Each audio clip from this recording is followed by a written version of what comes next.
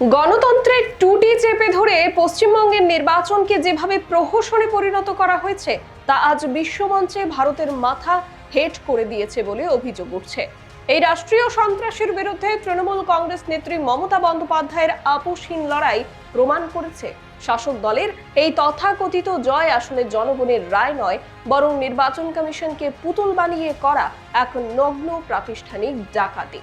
মাঠ পর্যায়ে কোনো জনভিত্তি না থাকা সত্ত্বেও মুখ্য নির্বাচন কমিশনার জ্ঞানেশ কুমারকে সম্পূর্ণ পকেটস্থ করে এবং এসআইআর নামক প্রশাসনিক হাতিয়ার ব্যবহার করে লক্ষ লক্ষ বৈধ মুসলিম ভোটারের নাম তালিকা থেকে মুছে দিয়েছে বিজেপি সরকার বলে অভিযোগ। নন্দীগ্রামের মতো আসনে 25% মুসলিম জনসংখ্যার বিপরীতে 95% ভোটারের নাম কেটে দেওয়ার এই চক্রান্ত আজ রাষ্ট্রসংঘের নোটিশে আন্তর্জাতিক স্তরে ফাঁস হয়ে গেছে। নমস্কার, দেখছেন খবরের প্রতিবাদ আলোচনায় আমি শতরূপা। পশ্চিমবঙ্গের সাম্প্রতিক বিধানসভা নির্বাচন ভারতের সংসদীয় গণতন্ত্রের ইতিহাসে কালো কালিতে লেখা এক নজিরবিহীন কলঙ্কজনক অধ্যায় হিসেবে চিহ্নিত হয়ে থাকবে, এমনটাই দাবি করছেন রাজনৈতিক বিশেষজ্ঞদের একাংশ।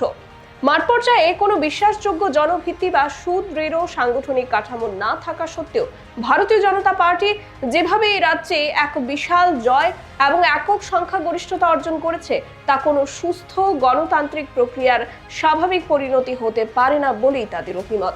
তথাকথিত সরকারি পরিসংখ্যান ও শাসক শিবিরের প্রচার মাধ্যমগুলো দাবি করছে মুসলিম সম্প্রদায়ের একচেটিয়া ভোটেই নাকি পশ্চিমবঙ্গে বিজেপির এই অভাবনীয় বাজিমাত। আপাত দৃষ্টিতে এই হাস্যকর ও স্ববিরোধী দাবিটি আসলে একটি সুগভীর প্রাতিষ্ঠানিক চক্রান্ত এবং নির্বাচনী কারচুপির জঘন্যতম আড়াল বলে দাবি করছেন বিশেষজ্ঞরা। পশ্চিমবঙ্গের ভোট প্রক্রিয়ার সম্পূর্ণ বিষয়টি আগাগোড়া পুঙ্খানুপুঙ্খভাবে পর্যবেক্ষণ করলে এই তথাকথিত জয়ের নেপথ্যে থাকা রাষ্ট্রীয় ক্ষমতার অপব্যবহার, নির্বাচন কমিশনের চরম পক্ষপাতিত্ব এবং আন্তর্জাতিক স্তরে দেশের সম্মান ভুল উন্মোচিত হওয়ার এক ভয়ঙ্কর চিত্র আমাদের সামনে উন্মোচিত হয়। রাজনৈতিক বিশেষজ্ঞদের অন্তত অভিমত এটাই, এই রাজনৈতিক প্রহসনের মূল চালিকা শক্তি ছিল এসআইআর অর্থাৎ স্পেশাল ইন্টেন্সিভ রিভিশন নামক এক প্রশাসনিক অস্ত্র এবং মুখ্য নির্বাচন কমিশনার জ্ঞানেশ কুমারের পক্ষপাতসুলভ বিশেষ কিছু সিদ্ধান্ত, যা সমগ্র নির্বাচনী ব্যবস্থাকে সম্পূর্ণভাবে হযবরল করে দিয়েছে।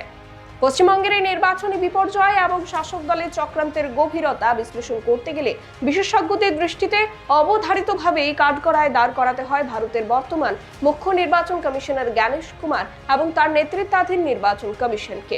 যে নির্বাচন কমিশনের সাংবিধানিক দায়িত্ব ছিল সম্পূর্ণ নিরপেক্ষ, মুক্ত ও অবাধ নির্বাচন সুনিশ্চিত করা। অভিযোগ তারাই নাকি এই নির্বাচনের শাসক দল বিজেপির হাতের পুতুলে পরিণত হয়েছিল। আরও অভিযোগ, মুখ্য নির্বাচন কমিশনার জ্ঞানেশ কুমার যেভাবে খোদ দেশের স্বরাষ্ট্রমন্ত্রী অমিত শাহের সুদূর প্রসারী রাজনৈতিক এজেন্ডা বাস্তবায়নের জন্য সমগ্র নির্বাচন প্রক্রিয়াকে হাইজ্যাক করতে সাহায্য করেছেন তা ভারতের গণতান্ত্রিক ইতিহাসে নাকি ষড়যন্ত্রের সমতুল্য। নির্বাচন কমিশনকে পুরোপুরি প্রভাবিত করে তাদের নিজস্ব মর্জি মতো কাজ করিয়ে এবং সমস্ত প্রাতিষ্ঠানিক আইন কানুনকে বুড়ো আঙুল দেখিয়ে এই ফলাফল তৈরি করা হয়েছে। তথ্য অনুযায়ী নির্বাচনের আগে প্রায় 27 লক্ষেরও বেশি ভোটার সংক্রান্ত আপত্তি এবং বৈধ আবেদনপত্র নির্বাচন কমিশনের দপ্তরে অমীমাংসিত অবস্থায় ফেলে রাখা হয়েছিল। একটি অসম্পূর্ণ, ত্রুটিপূর্ণ এবং উদ্দেশ্য প্রণোদিত ভোটার তালিকার উপর ভিত্তি করে নির্বাচন সম্পন্ন করার যে হঠকারী সিদ্ধান্ত জ্ঞানেশ কুমার নিয়েছিলেন তা প্রমাণ করে যে নির্বাচন কমিশন আর কোনো স্বাধীন সংস্থা নয়, বরং তা বিজেপির নির্বাচনী কার্যালয়ের একটি বর্ধিত অংশে পরিণত হয়েছে। একাংশ রাজনৈতিক বিশেষজ্ঞদের এটাই ধারণা। তাদের দাবি, শাসক দলের অঙ্গুলি হেলনে নির্বাচন কমিশনের এই নির্লজ্জ আত্মসমর্পণ বিশ্বের বৃহত্তম গণতন্ত্রের মেরুদণ্ডকে ভেঙে চুরমার করে দিয়েছে। রাজনৈতিক বিশেষজ্ঞদের অভিমত অনুযায়ী এই প্রাতিষ্ঠানিক কারসাজির সবচেয়ে মারাত্মক এবং কুৎসিত হাতিয়ারটি ছিল এসআইআর। শাসক দলের শীর্ষ নেতৃত্বের নিখুঁত ব্লু প্রিন্ট অনুযায়ী এই এসআইআর এর আড়ালে পশ্চিমবঙ্গের লক্ষ লক্ষ বৈধ সংখ্যালঘু এবং বিশেষ করে মুসলিম ভোটারদের নাম ভোটার তালিকা থেকে সম্পূর্ণ বেআইনিভাবে ছেঁটে ফেলা হয়েছে। পরিসংখ্যানের দিকে তাকালে এই চক্রান্তের তীব্রতা দেখে শিউরে উঠতে হয়। খোদ নন্দীগ্রাম আসনের মতো রাজনৈতিকভাবে অতি সংবেদনশীল এলাকায়, যেখানে মোট জনসংখ্যার প্রায় 25% মুসলিম সম্প্রদায়ের, সেখানে ভোটার তালিকা থেকে বাদ দেওয়া নামগুলোর মধ্যে 95%-এরও বেশি ছিল মুসলিম নাগরিকের নাম। অর্থাৎ অত্যন্ত সুপরিকল্পিত উপায়ে বেছে বেছে সংখ্যালঘু ভোটারদের একটি বিশাল অংশকে তাদের মৌলিক ও সাংবিধানিক ভোটাধিকার থেকে সম্পূর্ণ বঞ্চিত করা হয়েছে। অথচ এই চরম অন্যায়ের বিপরীতে দাঁড়িয়ে নির্বাচন কমিশনের বানোয়াট পরিসংখ্যান দেখাচ্ছে যে মুসলিম প্রধান বুথগুলোতে বিজেপি নাকি ৯৭%-এরও বেশি ভোট পেয়ে জয়ী হয়েছে। এটি বড় মিথ্যাচার এবং গাণিতিক প্রহসন বলেই দাবি করেন মমতার অনুসারীরা। তাদের দাবি, একদিকে এসআইআর এর মাধ্যমে প্রকৃত মুসলিম ভোটারদের নাম তালিকা থেকে মুছে দেওয়া হলো, আর অন্যদিকে ভুয়ো ও নিয়ন্ত্রিত ভোটের মাধ্যমে দেখানো হলো যে মুসলমানরাই বিজেপিকে জেতালো। এই দ্বিচারিতা ও চক্রান্ত শাসক দলের রাজনৈতিক দেউলিয়াত্ব এবং ক্ষমতার চরম লোভকেই নগ্নভাবে প্রদর্শন করে বলে মমতা বন্দ্যোপাধ্যায়ের অনুগামীরা বলছেন।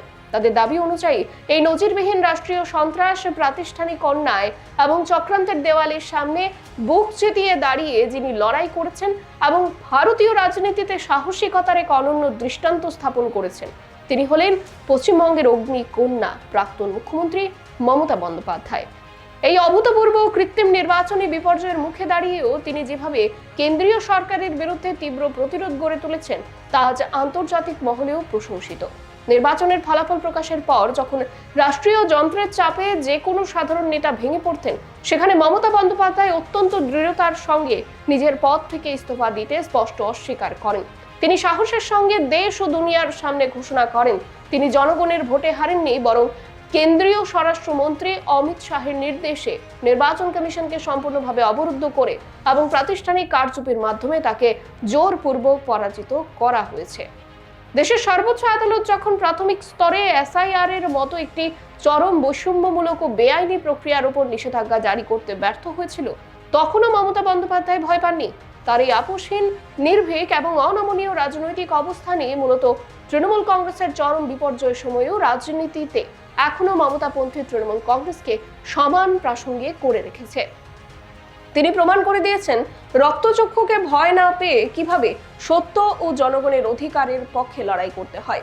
পশ্চিমবঙ্গের নির্বাচনী কেলেঙ্কারি এবং শাসক দলের সীমাহীন ক্ষমতার অপব্যবহারের বিষয়টি আজ আর ভারতের অভ্যন্তরীণ রাজনীতির গণ্ডির মধ্যে সীমাবদ্ধ নেই, তা আন্তর্জাতিক স্তরে এক বিরাট কেলেঙ্কারিতে রূপ নিয়েছে বলে দাবি করছেন মমতাপন্থীরা। পুঙ্খানুপুঙ্খ তথ্য অনুযায়ী রাষ্ট্রসংঘের মতো আন্তর্জাতিক মানবাধিকার সংস্থা এই নজিরবিহীন অন্যায়ের বিরুদ্ধে সরাসরি মুখ খুলতে বাধ্য হয়েছে। রাষ্ট্রসংঘের বিশেষজ্ঞরা সরাসরি মুখ্য নির্বাচন কমিশনার জ্ঞানেশ কুমারকে নোটিশ পাঠিয়ে কড়া ভাষায় জবাবদিহিতা চেয়েছেন। কিভাবে একটি গণতান্ত্রিক দেশে এসআইআর এর মতো প্রক্রিয়ার মাধ্যমে সুনির্দিষ্টভাবে একটি নির্দিষ্ট ধর্মীয় সংখ্যালঘু সম্প্রদায়কে লক্ষ্যবস্তু বানিয়ে ভোটার তালিকা থেকে এভাবে নাম মুছে দেওয়া যায়। সমালোচকদের ভাষায় এর চেয়ে বড় আন্তর্জাতিক অপমান এবং ধিক্কার একটি দেশের জন্য আর কি হতে পারে। তাদের দাবি অনুযায়ী সবচেয়ে লজ্জাজনক বিষয় হলো দেশের স্বরাষ্ট্রমন্ত্রী অমিত শাহ নিজেই বিভিন্ন নির্বাচনী জনসভায় দাঁড়িয়ে এই ভোটার তালিকা থেকে নাম বাদ দেওয়ার প্রক্রিয়াকে অবৈধ বাংলাদেশি অনুপ্রবেশকারীদের তাড়ানোর অভিযান হিসেবে উগ্রভাবে প্রচার করেছিলেন।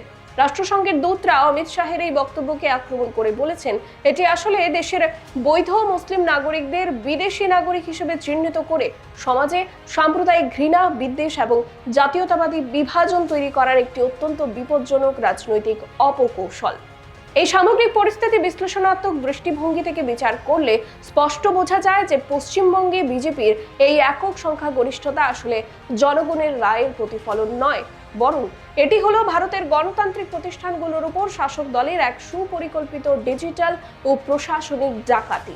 জনভিত্তিহীন একটি দল যখন রাষ্ট্রীয় এজেন্সিকে অপব্যবহার করে নির্বাচন কমিশনকে নিজের আদেশ মতো চলতে বাধ্য করে এবং লক্ষ লক্ষ নাগরিকের ভোটাধিকার কেড়ে নিয়ে জয় উদযাপন করে, তখন তাকে আর গণতন্ত্র বলা চলে না, তা পরিণত হয় একনায়কতন্ত্রে। আজ যখন আন্তর্জাতিক চাপের মুখে এবং সত্যের অমোঘ টানে খোদ সুপ্রিম কোর্টও এই নির্বাচনের অনিয়ম নিয়ে নতুন করে পিটিশন দায়েরের কথা বলছে, তখন শাসক দলের এই জয়ের তাসের ঘর ভেঙে পড়তে বাধ্য। পরিশেষে বলা যায়, পশ্চিমবঙ্গের নির্বাচন ভারতের শাসক দলের জন্য এক চরম নৈতিক পরাজয় এনে দিয়েছে। বিশেষজ্ঞদের অভিমত এটাই। আন্তর্জাতিক স্তরে রাষ্ট্রসংঘের কাছে এই বিষয় নিয়ে শাসক দল যখন সমালোচিত, তখন মানবাধিকার লঙ্ঘন হয়েছে বলে প্রধানমন্ত্রী যখন বিদেশে যাচ্ছেন, সেখানে সাধারণ মানুষ রাস্তায় নেমে তাকে পশ্চিমবঙ্গে মানবাধিকার লঙ্ঘন হয়েছে বলে পোস্টার দেখাচ্ছেন।